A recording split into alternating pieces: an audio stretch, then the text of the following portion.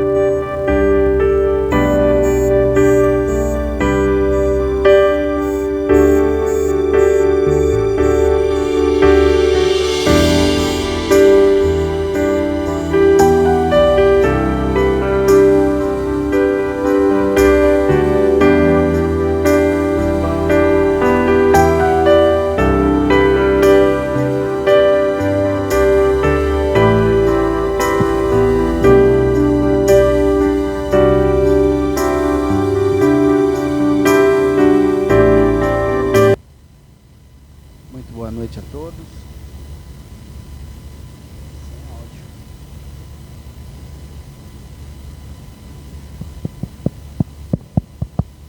Muito boa noite a todos. Sejam bem-vindos à Casa de Francisco.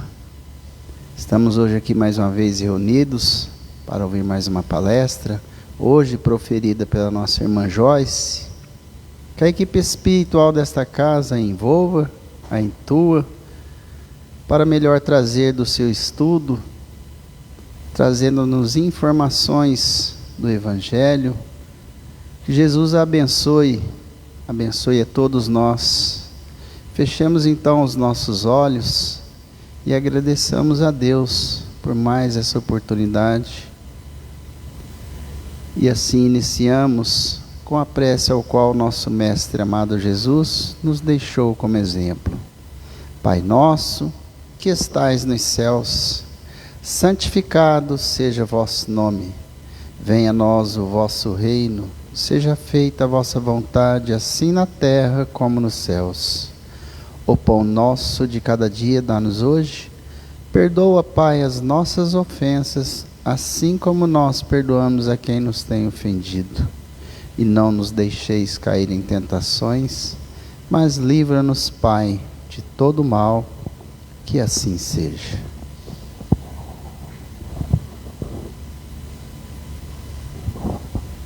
Então, boa noite a todos. Aqui estamos nós, apesar do frio tão grande, né, provando a nossa fé. Estamos aqui reunidos. A gente agradece a presença de todos e também daqueles que estão nos assistindo. Pedimos a inspiração dos bons espíritos para que estejam ao nosso lado, auxiliando a levarmos a palavra que não é a nossa, mas a de Jesus e do seu Evangelho. Então hoje nós vamos falar sobre o capítulo 28, aquela passagem de Jesus que fala: aqueles que dizem Senhor, Senhor, não entrarão todos no reino dos céus. Aqueles que dizem Senhor, Senhor, não entrarão todos no reino dos céus, mas somente entrará aquele que faz a vontade do meu Pai que está nos céus. Vários me dirão naquele dia: Senhor, Senhor, não profetizamos em vosso nome? Não expulsamos os demônios em vosso nome? E não fizemos vários milagres em vosso nome? E então eu lhes direi claramente: retirai-vos de mim, vós que fazeis obras de iniquidade. Todo aquele que, pois, ouve essas palavras que eu digo e pratica, será comparado a um homem sábio, que construiu sua casa sobre a rocha. E logo que a chuva caiu, e que os rios transbordaram, que os ventos sopraram, e que se abateram sobre essa casa, ela não tombou, porque estava fundada sobre a rocha. Mas todo aquele que ouve essas palavras que eu digo e não pratica, será semelhante a um homem insensato que construiu sua casa sobre a areia. E logo que a chuva caiu, os rios transbordaram, e que os ventos sopraram e se abateram sobre essa casa, ela ruiu, e sua ruína foi grande. São Mateus. Então, Jesus nos fala sobre essa casa construída na areia, não é? Que representa as pessoas que ouvem suas palavras, seus ensinos e não praticam, não é? É muito mais fácil construir uma casa, claro, sobre areia, não é? Mas ela é tão frágil em sua estrutura que ela desmorona em qualquer prova mais difícil pela qual nós teremos que passar. E essa casa construída na areia representa também aquelas pessoas que se importam mais com as coisas materiais do que com as coisas espirituais. A casa sobre a rocha construída, sobretudo, é mais difícil construir, sim, mas ela está tão bem alicerçada que pode vir então as tempestades e que ela permanecerá em pé. Mas essa base dessa casa está alicerçada na base moral, nos valores morais. E aí então nós refletimos como que está construída a nossa casa, como que é a nossa construção da nossa casa interna. Se ela tem a fé suficiente para não desmoronar. Não é? Se nós estamos alicerçados ali com o amor, com a base moral, valorizando os ensinos de Jesus. Se o tijolo que nós construímos é o tijolo da bondade e é a argamassa do amor ao próximo. Não é? E aí então nós teremos a certeza que quando vir as provas mais amargas, mais difíceis, nós conseguiremos nos manter de pé, apesar de balançarmos muitas vezes. No Evangelho segundo o Espiritismo, nesse mesmo capítulo, os espíritos nos perguntam se são cristãos as pessoas que passam os dias em orações, em meditações, e que com isso não são nem melhores, não é? Não são indulgentes para com o seu próximo, não é? Porque isso nada adianta, não é? Aquela prece mecânica, aquela prece de lábios, que não é feita com as nossas ações, não é? Mesmo botando o joelho no chão, fazendo os mantras, fazendo orações, se nós não modificarmos o nosso sentimento, então isso não vai adiantar, porque nós não estaremos colocando em prática os ensinamentos de Jesus. Então Jesus fala muito nessa passagem dos cultos exteriores, não é? Das oferendas, daquelas pessoas mesmo de aparências, que vivem de aparências, que pregam, que ensinam, mas não perdoam, não é? Ele fala daqueles que predizem, né, que expulsam os demônios, mas que cometem adultérios, que caluniam, que prejudicam, né, as pessoas. Então, tudo isso é levado em conta, não é? Através da nossa autoridade moral, né? A autoridade que nós temos diante dos outros. Eu lembro que uma vez, há muitos anos atrás, num determinado centro, um dialogador, como se diz hoje, ou doutrinador, como nós também usamos, foi conversar com um espírito, não é, muito rebelde, muito revoltado.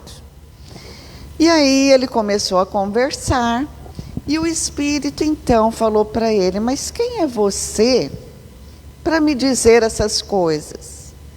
Você que não perdoa, como que você está me falando para perdoar?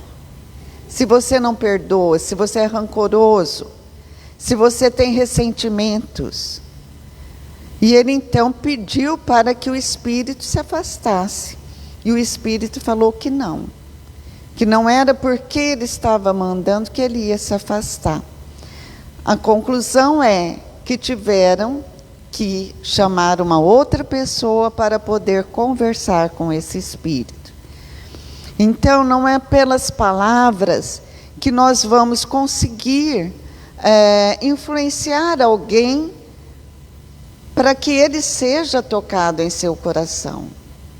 Não são as palavras bonitas, mas são as nossas atitudes e o nosso amor que nós devemos ter por eles. Somos perfeitos? Não somos perfeitos, não é? Mas o nosso esforço para nos melhorar é que conta muito, né? E vamos lembrar aqui que muitos foram mortos em nome de Deus. Muito sangue foi derramado, né, por causa das cruzadas, e foi em nome de Deus, né? E nas cruzadas nós sabemos que muitas crianças foram colocadas no batalhão de frente. Os pais ofereciam as crianças para morrerem em primeiro lugar, mas as crianças também saíam se oferecendo, porque acreditavam que através daquilo ia alcançar o reino de Deus primeiro. Então, a Idade Média foi considerada a idade das trevas do nosso planeta, né? E também a Inquisição nessa época. Muitos foram considerados hereges, não por ir contra a igreja, mas e nem por ter uma mediunidade, uma bruxaria, mas muitos porque tinham propriedades que interessavam à igreja. Foi a época que a igreja mais arrecadou dinheiro, a parte financeira. Então, tudo em nome de Deus. Então, essas pessoas que participaram disso tudo não vão encontrar o reino dos céus, não é? Só vão encontrar a partir do momento que houver a sua reparação, a sua regeneração, né, para que ele então encontre o verdadeiro caminho, que é o caminho do bem e da caridade. No livro Solar de Apolo, psicografia da Zilda Gama, o escritor Victor Hugo, ele nos fala que depois da reencarnação de Kardec como druida, ele reencarnou sob uma personalidade que foi Jean Rus. Né? Jean Rus, ele foi um pré-reformista da Igreja Católica. Ele foi um pregador católico, né? E no século XIII, quando o poder papal atingiu o seu auge. E a igreja que ele pregava, que era chamada Capela de Belém, em Praga, ficava superlotada, porque ele fazia questão de fazer um sermão, de fazer uma pregação, que todos poderiam entender. Ele fazia em tcheco, que era a língua daquele país. Mas nessa época, só se pregava em latim ou em alemão na Boêmia. Então não tinha como o povo entender aquilo. E ele então começou a traduzir a Bíblia, né? E ele então falava para o povo, na língua do povo, para que eles pudessem se aproximar mais de Jesus, numa linguagem simples, né? Então ele exaltava as virtudes dos apóstolos, mas porque ele denunciou os abusos da igreja, né, os abusos que eram sombrios, vamos dizer, e abusivos, né, ele adquiriu muitos inimigos no próprio clero, inimigos que o levaram a um tribunal injusto e corrupto e sentenciaram ele à fogueira. Então, nós vemos aí, né, que nem todos os religiosos pregam e fazem, né?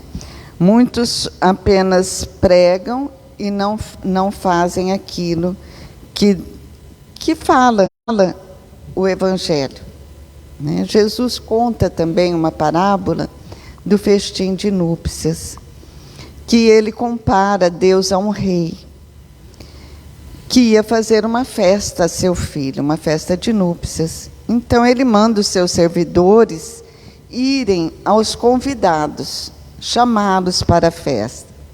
Mas eles se recusaram a ir. Então ele manda outros servidores convidar outras pessoas para virem à festa. Mas essas pessoas também não deram importância. Foram à sua casa de campo, ao seu trabalho.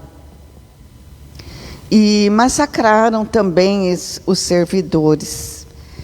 E então esse rei manda convidar todos, né, bons e maus, e aí a sala das núpcias ficou cheia de gente.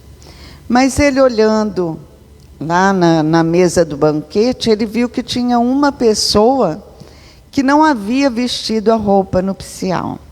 Então ele chega perto e fala: meu amigo, você não está vestido com a roupa nupcial, né?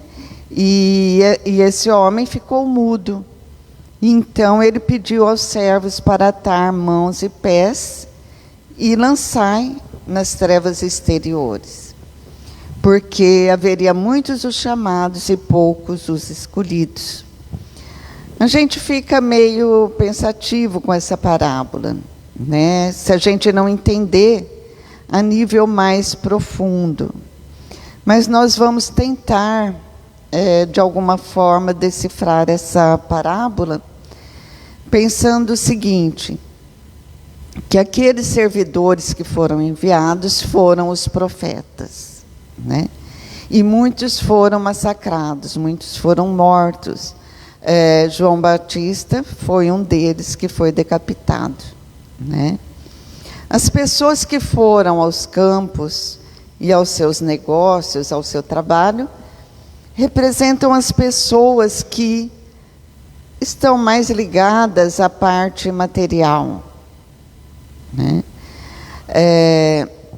E aí, a roupa nupcial, nós vamos pensar que é o nosso perispírito, né? Que guarda todas as ações que nós fazemos, traz todas as marcas.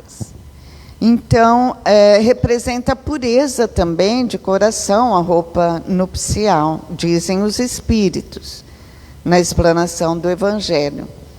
Mas a gente pensa que por aqui a gente pode até enganar, não é, as pessoas com aquilo que nós falamos, mas no plano espiritual, os espíritos podem nos reconhecer por aquilo que nós fizemos, porque nós iremos mostrar o nosso perispírito. E quanto mais pesado for o nosso perispírito, mais ligado, não é, às coisas materiais, mais apegado aos vícios ou às maldades, mais pesado será o nosso perispírito. Então ele não poderá adentrar os planos superiores, e muito menos no reino dos céus. Então os espíritos nos falam: não basta ser convidado, não basta ser cristão, tem que estar com a roupa nupcial, porque fora da caridade, né, não há salvação. E o ranger de dentes representa as reencarnações daqueles que escolheram a dor ao invés do amor, né?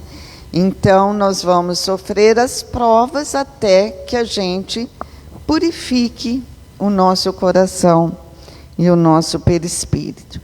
Simplesmente a lei de ação e reação, não é? Então Jesus nos chama atenção para as palavras, né? As palavras que são ditas sem pensar. Então ele fala assim, nos ensinando a orar: não afeteis muito em orar pelas palavras, não é? Porque a condição essencial para que a gente seja ouvido é o nosso sentimento, e não pela multiplicidade das palavras, Não é? Não adianta a gente rezar cedo, de tarde e de noite, né? Por rezar, ou sem estar com a nossa vontade, com o nosso sentimento ali naquela oração. Então, só vamos ser ouvidos se fizermos a vontade do Pai, não é? Como ele disse no começo da parábola. E qual é a vontade do Pai? A vontade do Pai, de todo Pai, ainda mais de Deus, que tem todos nós como filhos, é ver os seus filhos se amarem, né? O amor entre eles, o entendimento entre eles. Essa é a vontade do Pai, né? Como é nossa também em relação aos nossos filhos. Nós temos uma grande satisfação quando a gente presencia o amor de um irmão para outro irmão, não é? E é esse amor que vai nos sustentar, é esse amor que vai alimentar a nossa alma, né? Então, claro que é muito difícil também, né? Pensamos nós na pessoa que nasce sem poder falar. Né, é um tipo importante de comunicação a palavra. Mas há um outro tipo de comunicação, não é? Que está além das palavras, que é não só pelas nossas atitudes, mas pelos nossos gestos, pelo tom de voz. Isso é captado pelas crianças, não é? E mesmo por aqueles que são mais sensíveis, que são mais intuitivos, vamos dizer. Há pessoas que falam determinadas coisas e a gente olha para ela e fala, não é bem isso que ela está falando, ela está sentindo outra coisa, está pensando outra coisa, não é? Então, há um outro sentir, uma outra comunicação que nós podemos ter, né? E as afirmações que nós fazemos são muito importantes, né? São levadas muito em conta. Os estudiosos já ensinam de uns tempos para cá o quão é importante o diálogo dos pais com os filhos na gestação, né? As afirmações, o diálogo, a conversa ali que temos com esses bebês que estão ainda na gestação, né? Como é tão importante também as afirmações dos pais quando somos crianças. Muitas vezes carregamos um sofrimento de afirmações que nós recebemos na infância, não é? E isso muda o nosso comportamento. Às vezes temos um comportamento mais agressivo, que é um de defesa, para nos defender. Outras vezes um comportamento que nós temos de desvalia, de achar que a gente não merece tanto. E esse sentimento acaba até atrapalhando os relacionamentos afetivos, né? Achando que nós não merecemos e suportamos um relacionamento, por exemplo, abusivo, uma agressão doméstica. Né? Eu conheci uma vez uma senhora que ela fazia bolos para fora. Ela se saía até bem, mas ela carregava um sofrimento, uma insegurança muito grande. Ela achava que nunca ia dar certo, apesar de estar dando certo. Por quê? Ela ouviu muito da mãe dela, quando se referia a ela para outras pessoas, a mãe dela falava assim, essa menina não vai virar nada. Essa menina não vai virar nada na vida. Então ela achou que nunca ela fosse dar alguma coisa na vida, que ela nunca fosse ter sucesso. Então isso foi uma questão de ser trabalhada em terapia, para que ela pudesse, então, se libertar, desconstruir isso. E muitas vezes não é culpa dos pais, São afirmações que fazem sem conhecimento, sem saber da gravidade. Mas não só, né, os pais, também pessoas de peso, que podem influenciar através da palavra, tanto erguendo quanto afundando. Né? São os religiosos, são os médicos. Como às vezes a gente chega em um médico, a gente ouve uma palavra, parece que aquilo já nos ajuda, né, em nosso tratamento, em nossa confiança. Isso também foi provado cientificamente, o quanto as afirmações ajudam nos processos fisiológicos. Não é? Se nós formos fazer um tratamento, achando que aquele tratamento não vai dar certo, não vai dar certo mesmo, né? Agora, se acharmos que vamos ser curados, vamos ser curados, né? E essas pessoas de peso podem até levar a pessoa à loucura também, né? Conheci uma senhora, mãe de um amigo, que nós recebemos no ambulatório há muitos anos atrás, que o pastor simplesmente disse uma palavra para ela. Ela havia, na verdade, ganhado num jogo uma quantia, um dinheiro. E ela foi lá com o dinheiro para doar para a igreja. E o pastor então falou que aquilo era obra do diabo, que ele não aceitava aquele dinheiro, e falou um monte de coisa para ela. Ela teve um surto e nunca mais se recuperou, né? Teve que ter tratamento, tratou durante muitos anos, mas nunca mais se recuperou. Então, a culpa, a punição dela com ela mesma, né? Então, a nossa palavra, a nossa afirmação tem muita força em relação aos filhos, às crianças, em relação a todos. E as informações passam a ser perigosas, porque hoje nós temos assim uma massificação das informações. Nós recebemos muitas informações, tem que ser de uma maneira muito rápida, nós vamos passando o dedo rapidinho para poder saber o que está acontecendo. Mas nós não temos tempo, não fazemos uma análise daquilo que estamos recebendo, se é verdadeiro ou se não é verdadeiro. E acabamos tendo um comportamento que nos é levado pelo inconsciente coletivo, que determina muitas vezes o nosso comportamento. Estamos perdendo a capacidade de analisar. Isso é dito pelos neurologistas, né? Não por mim, mas pelos neurologistas que estão percebendo que toda informação está ficando a nível muito superficial, sem analisarmos, sem aprofundarmos naquilo que nós estamos recebendo. Sabemos, claro, que cada um tem um nível evolutivo, não é? E o Evangelho, ele vem ao nosso encontro para que nós possamos, então, usar esse recurso, esse conhecimento, para nos melhorar, né? E temos que começar a construir, né?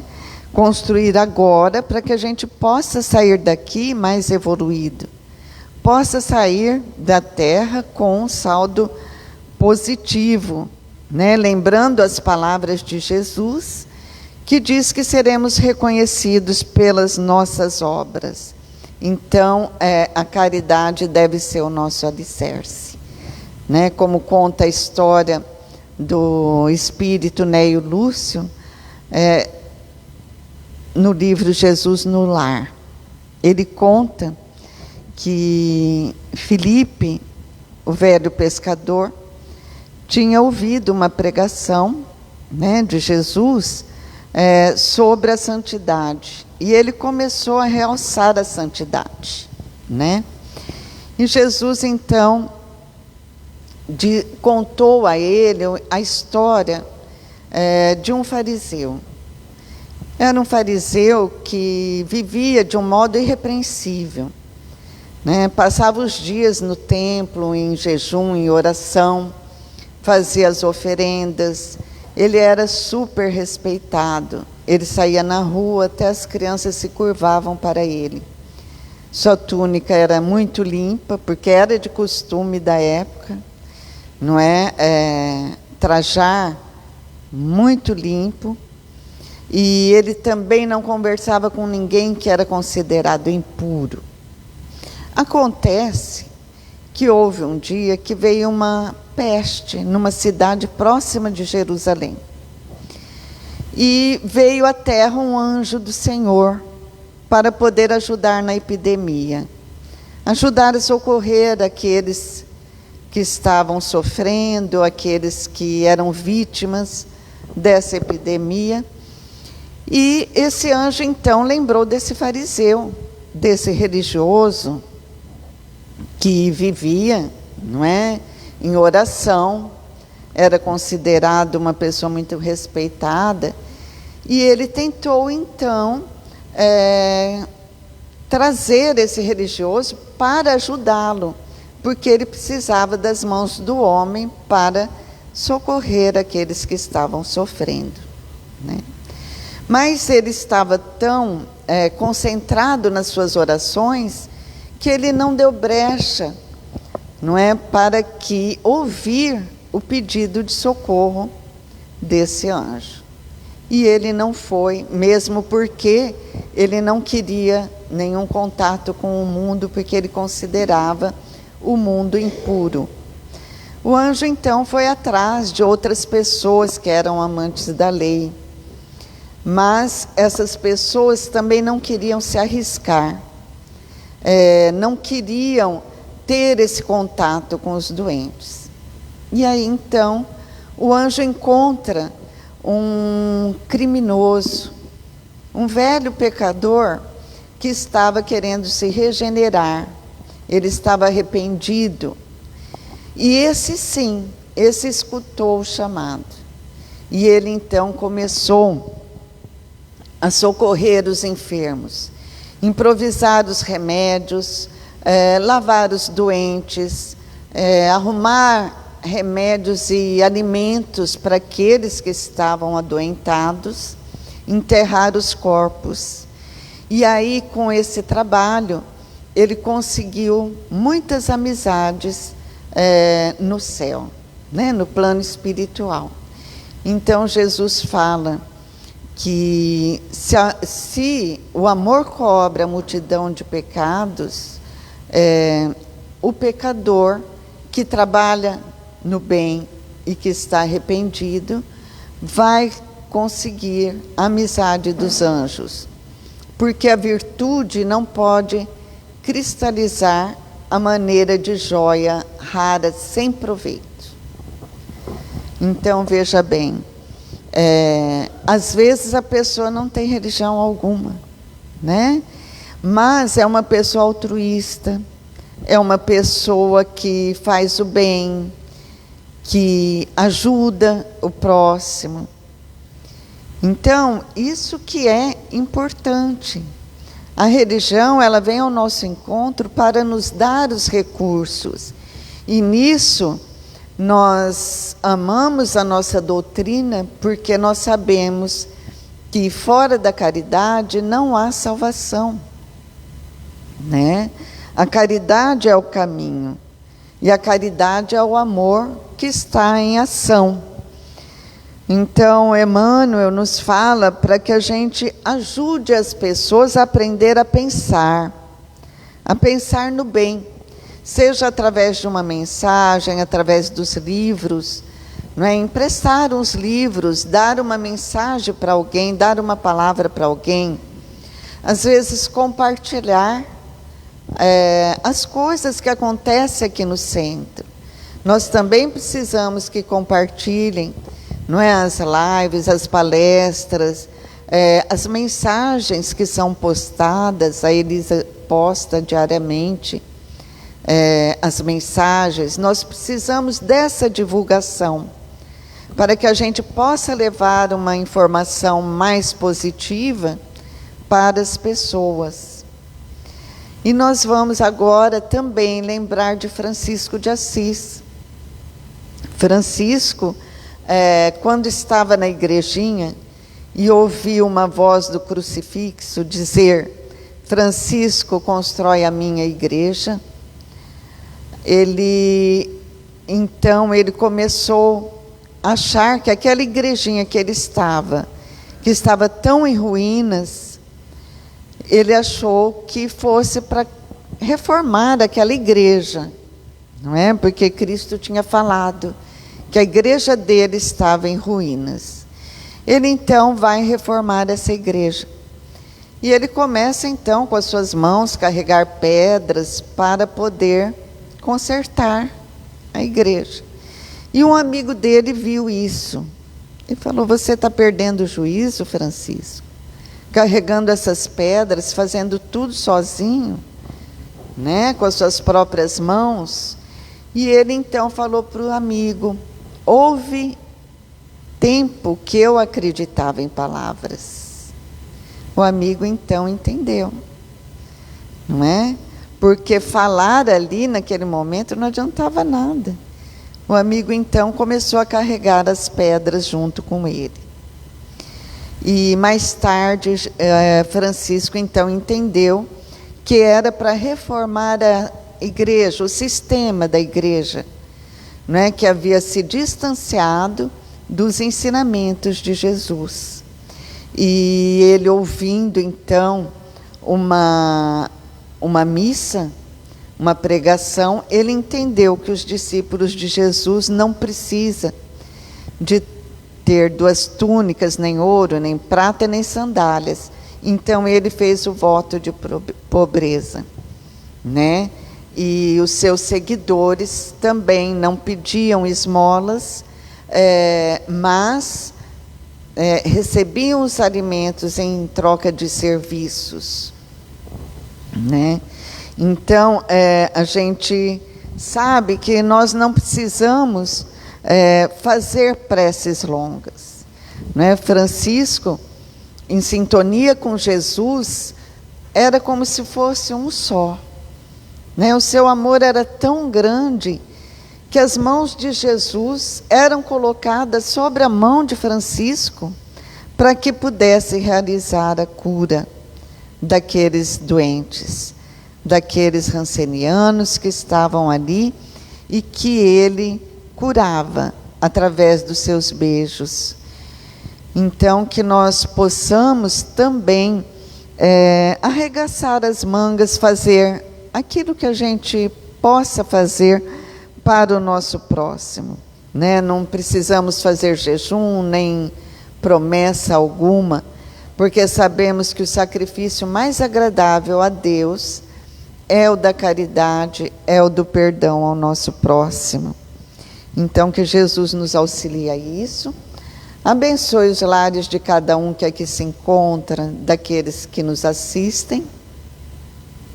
Que nós possamos receber nesse instante as energias que nos vêm do mais alto. Que Francisco de Assis e sua equipe espiritual possam nos abençoar, fortalecendo a nossa casa de oração, abençoando os frequentadores e também aqueles que estão conosco nessa noite. Lembrando de Jesus, fazendo a sua prece, vamos mentalizar o nosso querido Mestre, quando ele estava à beira do caminho, impunha as suas mãos e curava, devolvendo a visão aos cegos, o andar aos paralíticos. Senhor, estenda suas mãos sobre nós, estenda suas mãos sobre os doentes que estão nos hospitais, também sobre os espíritos que se encontram em sofrimento, como fez com a filha de Silas. Nos cure nesse momento, Senhor. Cure a nossa alma de todo o egoísmo, de todo o orgulho. Pai nosso que estais no céu, santificado seja o vosso nome. Venha a nós o vosso reino, seja feita a tua vontade, assim na terra como nos céus. O pão nosso de cada dia nos dai hoje. Perdoa, Pai, as nossas ofensas, assim como nós perdoamos a quem nos tem ofendido. E não nos deixes cair em tentações, mas livrai-nos de todo mal. Que assim seja.